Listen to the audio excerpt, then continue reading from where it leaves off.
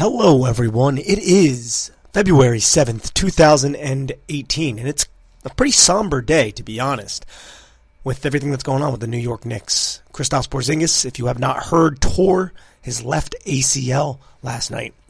Before we dive into that, I want to first apologize for the quality of my voice right now. I am dealing with flu-like symptoms, but everything that's going on in sports right now, I feel like I had to jump on here and do a quick episode, and I needed to start with my New York Knicks. I haven't talked much about them this year, mainly because I've been so involved with the NFL draft, with grad school classes that are always at nighttime. So last night I was in class, and I got the update about Kristaps Porzingis. Couldn't have been more devastated, to be honest. That was terrible news to find out. And there's going to be a lot of ramifications when it comes to this, when it comes to Kristaps and this injury. How will this affect the team during the trade deadline? We've seen the Knicks just ship Willy Hernan-Gomez for 23-year-old, more defensive big man in Johnny O'Brien. They also acquired 2 second-round picks. Now the Knicks are going to look to move possibly O'Quinn, but now that you lost Porzingis, can you move all these big guys because you want to get rid of Shaquem Noah with the mess that Shaquem Noah and the Knicks are right now? And this is just another year where the Knicks are a laughingstock. And the one piece of the Knicks that gave us validity, and it made us this NBA team that people would maybe want to go and play for, is Kristaps Porzingis. And he tears his left ACL, and you couldn't be more devastated. You couldn't. And I got to look at, how is this guy going to heal? How many 7'3" big men tear their ACL like he did? Well, is he going to be back for next year? We're not sure. And it's just one of those scary thoughts, and I feel so bad for the kid. I feel bad for the Knicks in general. And I mean, I'm a lifelong Knicks fan. I've gone on here. I've talked ad nauseum about this team that I love. And this is just going to go down as another lost season. Sitting there at 23-32 right now. And we actually have our first-round pick this year. We're too good to not suck so bad to get one of the top 3 picks in the draft, more than likely. And that's another unfortunate thing when it comes to this. This team plays like absolutely no defense, especially with the big men. Kurt Rambis is still on staff here. What's going to happen with Jeff Hornacek? How is his future going to be impacted by this Porzingis injury? And I guess the team for the rest of this season, we're about to enter the All-Star break, but for the rest of the season, this team's going to be the Michael Beasley, Frank Ntilikina, Trey Burke show. It's just an upsetting day in Knick Nation. And I know Porzingis was up for a potential contract extension this summer. Is that going to happen now? What's the long-term plan surrounding Kristaps Porzingis? Heading into free agency, who's going to want to come and play for the Knicks if Porzingis isn't there? But again, I always say basketball really does not have any parity whatsoever. And that is true. But there's one bright spot that we have. Just tore his ACL. And who knows when he's going to be back. He's average just under 23 points. Just under 7 rebounds. 1.4 assists a game. He leads the league in blocks. He was about to go to his first ever All-Star game. He's 22 years old, and he's suffering with this injury now. Not to mention he's had Achilles injuries. He's had back injuries. And we've seen him fade down the stretch because he's said he's exhausted. Especially when Timmy Hardaway was injured for all this time. When Hardaway was out for the majority of the beginning of the season, most of the offense had to come from Porzingis. And we saw him fade down the stretch. He started the year really, really hot. But he hasn't played up to that in the last couple weeks. Months, you can even say. But he's still, by far, our best player. And he could join the list with DeMarcus Cousins and John Wall when it comes to these significant injuries by star players in the NBA. It's just another lost season now. And again, the Knicks already have 23 wins on this season. So it's not like they're going to suck so bad they're going to have one of these top picks that can come in, and hopefully Porzingis is ready for next year, which realistically he may not be. Knick Nation has dealt with a lot of negative things throughout the last 20 years. This was the one bright spot. Kristaps Porzingis, and he's done for the season. Couldn't go into next season. It's absolutely devastating. So now the Knicks, trade deadline, right around the corner. Need to get as much as they can, as many picks as they can, as many young players. Ship out their role players, guys like Kyle O'Quinn, Courtney Lee, Lance Thomas. And I like all three of those players. I really do. But this is another lost season. You need to start planning for the future. We need Steve Mills and that front office to either fully commit to Jeff Hornacek, which I'm not really all about. We need to build a culture. We need to build an identity here. And it's hard to really win in the NBA when you have teams like Golden State, when you have players like LeBron James that can carry teams by himself. But you're the New York Knicks and you haven't gone to the playoffs since 2013. And literally you won the playoff series against Boston, and it was the biggest deal. Then you go and you should have beat the Pacers. But Roy Hibbert, that block on Carmelo Anthony, man. So you look at the Knicks roster right now with no KP. Jakeem Noah's still on your books, just eating up money. You still have Enes Kanter on your books. And I love Enes Kanter. Doesn't play that much defense. But I love the grit that he has, and I love the fact that he sticks up for his teammates. Frank Ntilikina, you draft him over Dennis Smith Jr. He seems hesitant when he has the ball. He seems like he doesn't want to score or make a mistake. And yes, he's just a kid. But I feel like when Ntilikina does something well, us Knicks fans are like, oh, did you see that? Yeah, he hit that three-pointer. Awesome. Woo! Like it's a huge deal when he does do something well. I feel like we make a lot of excuses for him as well because he is so young. I love his defense. I love the fact that his arms and his wingspan are 80-plus inches. But man, not a lot to look forward to right now. The New York Knicks. We've seen a lot of other things happening in the NBA as well. Saw Blake Griffin get traded to the Pistons, teaming up with Andre Drummond, which is just interesting. You go from Los Angeles to Detroit. Couldn't be two totally different cities. But they've been having success since Blake has come on board. I just think that's a very interesting dynamic to have those two there. They've won the last 4 games in a row.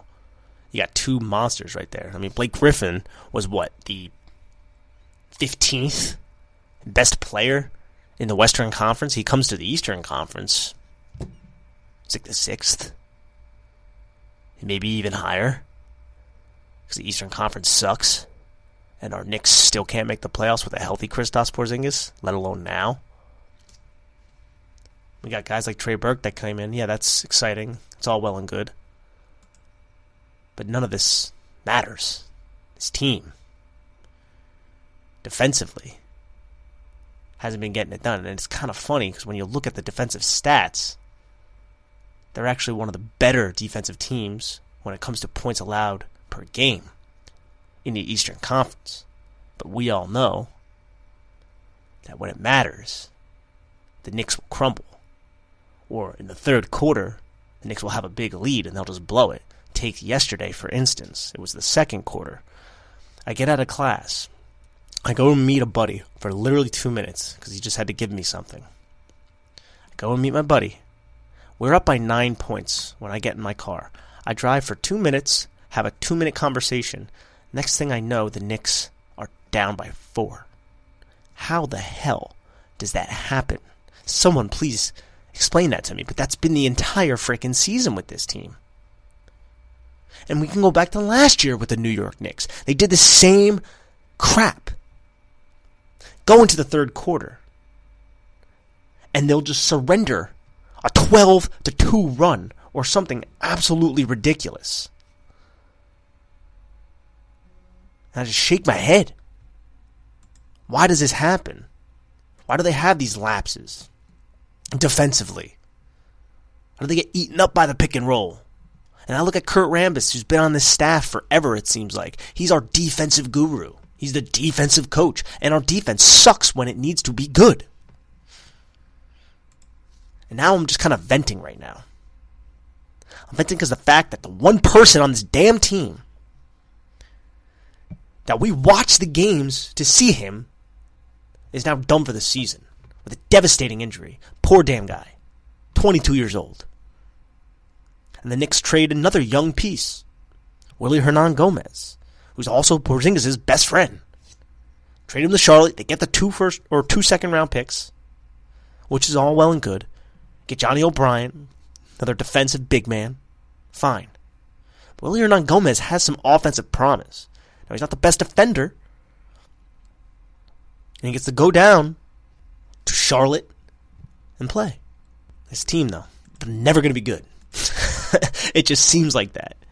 It seems like they will never be good in my life because that's the way it's been. But man, that's just an unfortunate turn of events.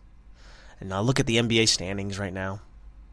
I see what's going on. You got the Celtics at 39-16, the Raptors at 37-16, and the Cavs at 30-22, with the Wizards at 31-23 in the Eastern Conference.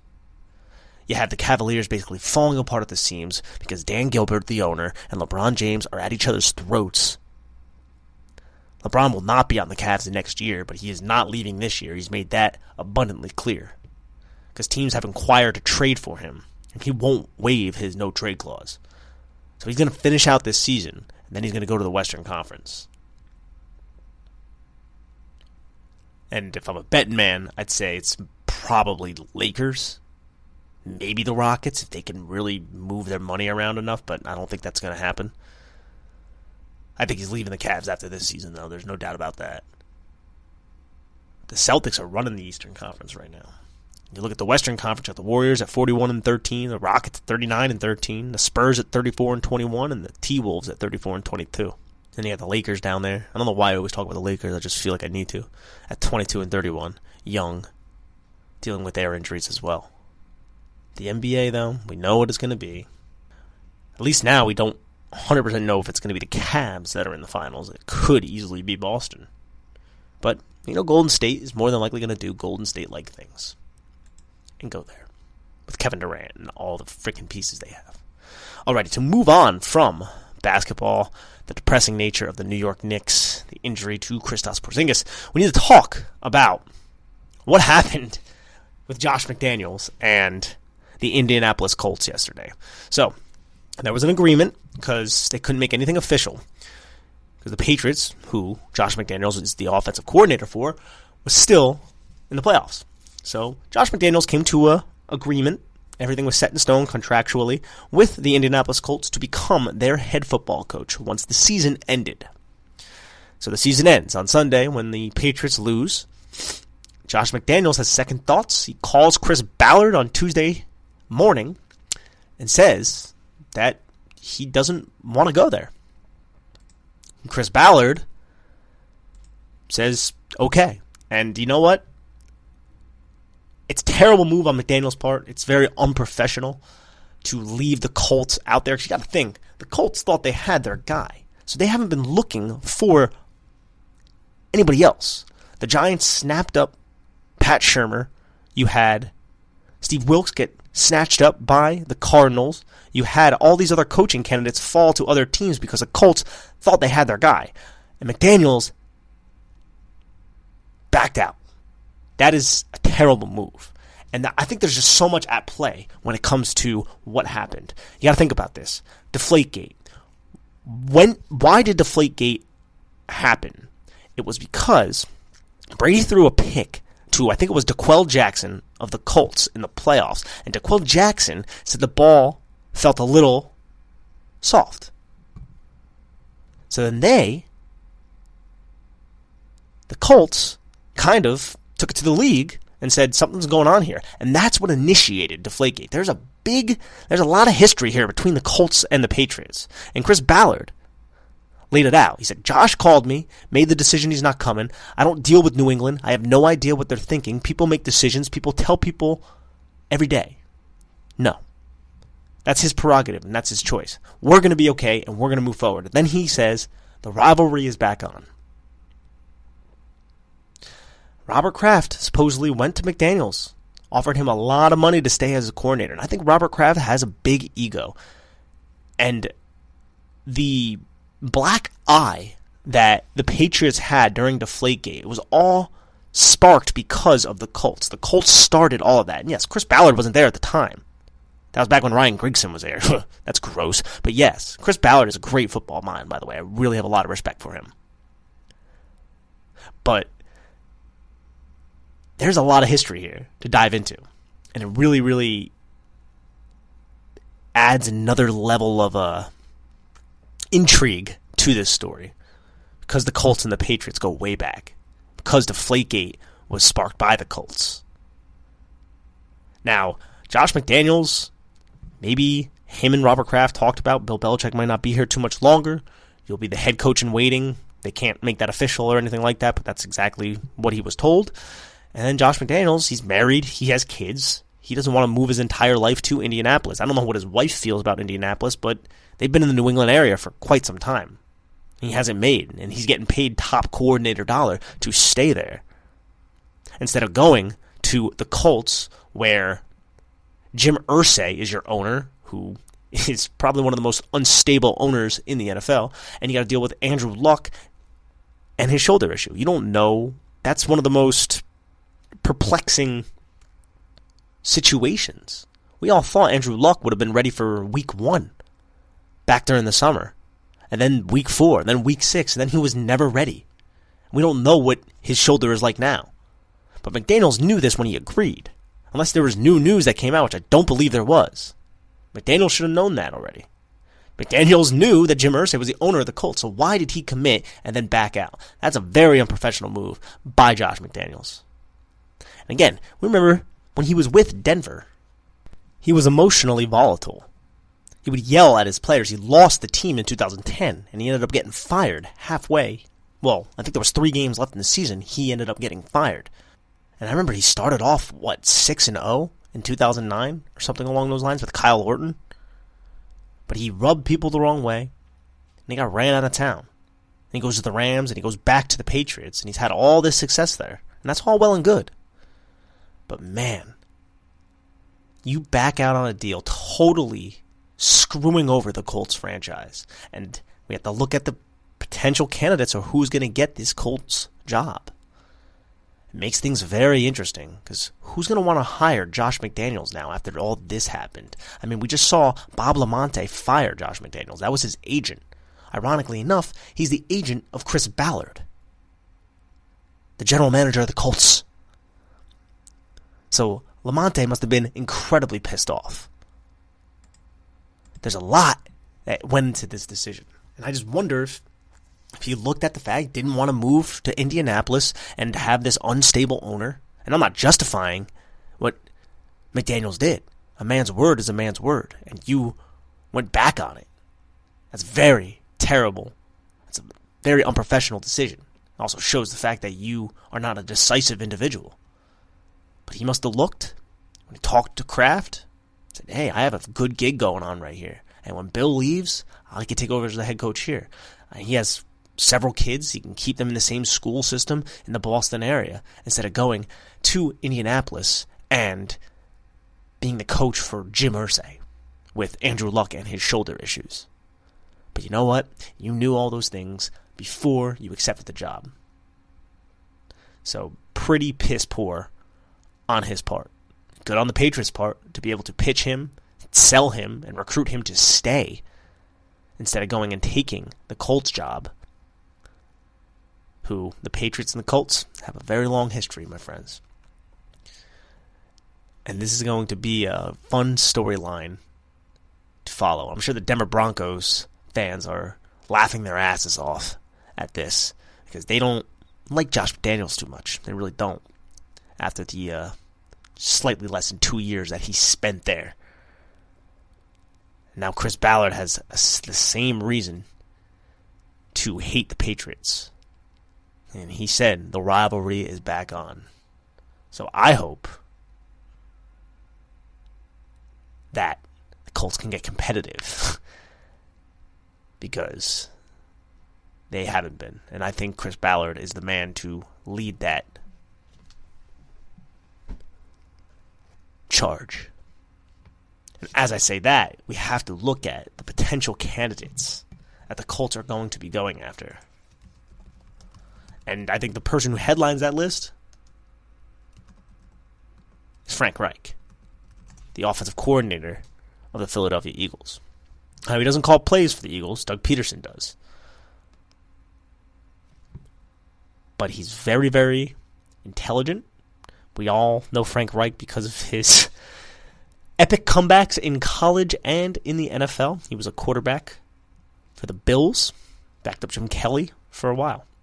So the Colts request to interview Dan Campbell. We know Dan Campbell as PC coach because he is a gigantic man, and PC principal from South Park. Dan Campbell was the interim head coach of the Miami Dolphins a couple of years ago. I think he's a tight end coach somewhere now. So they're going to look for Dan Campbell. They're going to look at Frank Reich. And if Frank Reich gets the job, great offensive mind. Amazing offensive mind. Then they can, the Eagles that is, promote John DeFilippo, another excellent offensive mind who has been an offensive coordinator before, to offensive coordinator. Because that staff that the Eagles have is excellent. It's an excellent staff. You also have Jim Schwartz. I don't know if the Colts will be interested in interviewing Jim Schwartz, but he's another person who has had coaching experience and has done a great job, just won a Super Bowl with the Philadelphia Eagles. So there's another coaching search that we get to talk about here because Josh McDaniels absolutely screwed over the Colts. And obviously Dave Toub. Dave Toub is the special teams coordinator of the Kansas City Chiefs. Chris Ballard used to be with the Kansas City Chiefs, and Dave Toub has been highly regarded. And I know people are like, oh, he's a special teams coordinator, I don't want that, blah, blah, blah, blah. John Harbaugh was a special teams coordinator. There was a lot of great coaches that have dabbled in special teams coordinating before. I mean, Bill Belichick, he's known as being the defensive coordinator of the Giants. He's also done special teams work as well. So the Colts are going to be looking at Dave Toub, Frank Reich, Dan Campbell to bring in to be their head coach. Because McDaniels, he's staying in New England. And good luck finding another job. I'm sure he will probably become the Patriots head coach once Bill does retire, but people will probably actually forget about this anyways. If the right opportunity did present itself. But not the Colts. They will never forget. Alrighty, on to one more topic I wanted to talk about. And that is, of course, today's National Signing Day. National Signing Day is a pretty cool thing, if you ask me. So, essentially, all the top recruits who were not signed during the first signing period, they get to announce what school they are going to be going to. And it's actually funny. I feel really old looking at some of these kids. Patrick Surtain Jr. was one of the top recruits. He signed with Alabama. I remember playing with Patrick Surtain Sr. in Madden when I was a kid. He was on the Dolphins for a while. I think he was on the Chiefs for a while. So I feel really old when I start looking at some of these names and I realize that these are the kids of people that I grew up watching. But yes, Patrick Surtain Jr. ends up going to Alabama. Huge for Alabama because Alabama is losing Troy Brown, Anthony Averett, Levi Wallace to the draft. They're losing all their defensive backs essentially. So you're able to nail this kid, Surtain, and he's coming to Nick Saban and Alabama. Nicholas Petit-Frere, who is going to Ohio State. He is the top-rated offensive tackle. And those are the positions. There are a ton of receivers. There are a ton of good receivers out there, running backs. There's a lot of good. You want to nail down those trench positions. You want to nail down cornerbacks and things of that nature. So those are the kind of prospects that are huge gets. And Georgia, as of 2 p.m. on Wednesday, has the number one class. Ohio State's number 2, Texas, Penn State, Clemson. Georgia has 7 5-star recruits, 11 4-star, 8 3-star. Ohio State has 2 5-star, 21 4-star, and 3 3-star.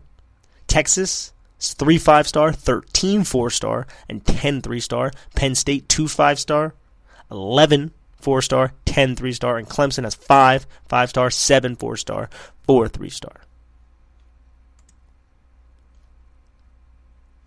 Some of these names you're going to know a lot about. I remember I started really paying attention to high school recruitment and things of that nature last year. You want to know who the top-rated dude I always heard about? Najee Harris. Want to know who ran all over Georgia in the national championship game? Najee Harris is a true freshman. So these names, some of these names you're going to know. Some of these names are big-name people.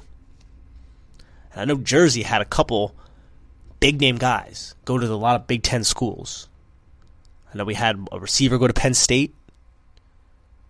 We have the defensive linemen that always go to Michigan, Ohio State. Rutgers can't keep them here, which is unfortunate, but that's the nature of the beast. But National Signing Day was really fun. I was able to pay attention to it this morning. These kids, they're so young. This is like the first time they're really, really getting put on the spotlight, and then they have this entire college career ahead of them before they are more than likely going to head to the NFL, because a lot of these guys are top recruits. So good for them to be able to be that successful in life at such a young age. And I guess that's what happens when you're, 6'5", 260 pounds as a senior in high school. You have that edge. Anyways, I just wanted to come on here and talk about that kind of stuff. Alrighty, everybody. Take care of yourself. I'm going to go and, I don't know, try and sleep or something because I'm pretty sick. Take care, everybody. Bye-bye.